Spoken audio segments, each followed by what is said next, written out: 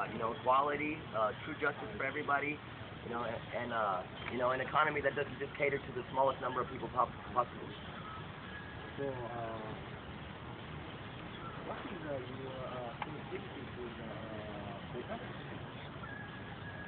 To me, all people are the same. I want for everybody to have the same. I want everybody to have the same chance, the same voice, the same, same laws for everybody, same everything. So I'm not anti-conservative people. I'm for them the same amount as I'm for anybody. But I would suggest and encourage most of them to do some research. I think that this affects them a lot more than they think it does.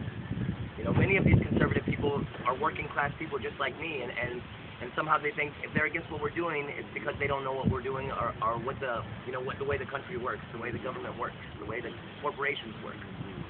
And so I would suggest if you're a conservative person and you're not in that 1%, do some research. Find out what's really going on. What do you think about particularly moving American situation? To what kind of situation? Yeah, American situation.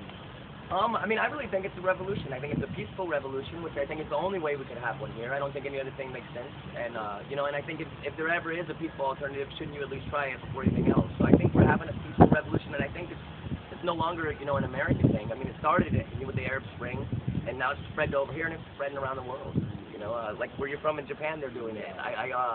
On the 15th, I looked at a lot of footage and a lot of media from Japan, and it's impressive to see that for the first time in human history, not the governments, but the people of all these different countries, over 80 countries, we're all wanting the same thing. We're all communicating. We're making contact together. We're all doing the same thing, and we're all doing it peacefully.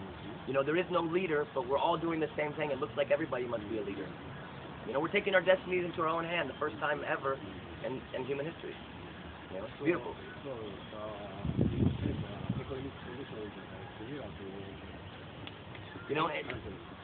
In other countries, a lot of times our government likes to tell us that even the bottom level workers here that we should be lucky and happy because in other countries they make so much less than us. But over here everything costs so much more. So, I do think it took this long until the American people had to feel it there to where they all came out and the numbers are coming out now. But this isn't just an American thing. There's an elite class in every country everywhere.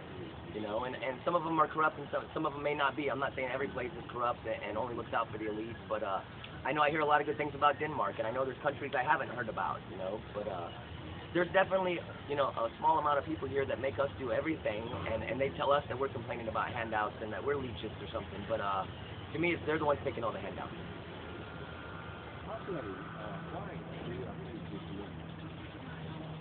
I saw what was happening about, I guess, a week and a half after it started. I learned about what was happening in Wall Street, and I knew the media didn't want anybody to know. So, I work in the food industry, and we have hundreds of customers go there every day, and I was telling everybody I met about it. And then, 2 or 3 days into that, I learned that it was coming to my city. The first meeting was that night, and this is my hometown. I've been here forever. My family's lived here a long time. I'm the first generation of my family that hasn't had an actual politician in it. So it's like, when this was coming to my hometown, I figured there were things I could do that could help, and that's where I belong. I know it's a good thing. There's a lot of ways you could talk about this, but it really, if you're out for other people and you care about somebody other than yourself, and you care about this world we live in and the future for your children, this is the side that you belong on. These are the people that are fighting for those things. On the other side, you have people that are out for a very small number of people, and they're out for power, and they're out for greed, and they're out for these things. Yes, I was born in Amarillo, but I've lived here since I was old enough to remember. You were born here? I was born in Amarillo, but I lived here. My father was born here, and my kids were born here. So almost all my life I've lived here, 30 years. What do you do? I work at Subway. Subway. My wife has a better job. I've stayed home and raised the kids. She's worked on her career, so she does have a better job. And for the working class, we actually do pretty well. We make, between the both of us, we make $50,000 a year. 10 years ago, we made half that, though, and we're actually not living any better. It might be harder than it was back then. So that shows, I believe there's always been this elite class here, and they've always preyed on everybody else, but I think, they've just started gorging themselves in these last 10 years, and that's why this came about. If they'd been a little bit more subtle with it, this could have gone on a lot longer for them, but I think people have had enough. So now you're proud of this? I'm very proud to be here. I'm committed. So when did you start this movement? About a week before the 6th, maybe 7 or 8 days before the 6th was the first meeting, and I learned about it 15 minutes before it started, and I showed up about 15 minutes after it started, and I guess I started talking, and I haven't been quiet since. So, in New York and Washington or Boston, they are get cold. Yes. Yeah, Yes. it's a very difficult situation for camp. Yes. We should be lucky here. Yeah, lucky here. Very So, lucky. will you continue this movement through the winter Olympics? I personally am going to be committed to the Occupy movement until it reaches its conclusion, and then I hope that the mechanisms, whatever this leads to, if we do get a revolution and change our government, if we, get a new constitution, if good things happen from this, I think the people need to stay united so something like this never happens again. So in 200, 300, 500 years from now, our kids know how to keep things in line, that there is a people. America's never really actually, we the people, but they never be the people. I hope this is the baby steps, the beginning of us actually being a people. In other countries, in other parts of the world, citizens do unite, and they tell their governments, this is new to us, but they've been doing it in other countries for a long time. I mean, we did have stuff here in the 60s, and there have been people doing this. I don't want to say it's never happened, but this is the first time we've ever united as a people, for everybody. What's your goal? I'd like to say the one thing that I think everybody in our movement personally, what I think would probably settle for or agree on is the one I keep saying, so political, economic, and judicial equality, same laws, same apply to everybody, same rights to everybody, same everything to everybody, and some sort of actual real democracy, representative or otherwise, somebody that's actually speaking for the people, and when the people express their wishes, that they're going to cater to them as opposed to anybody else, themselves or a bunch of rich people. That's the presidential election. Which country? I actually did not vote in the last election, and I'll tell you why. It's because I don't see the difference from one to the other. I am a Native American, and none of the candidates are going to help the Indians.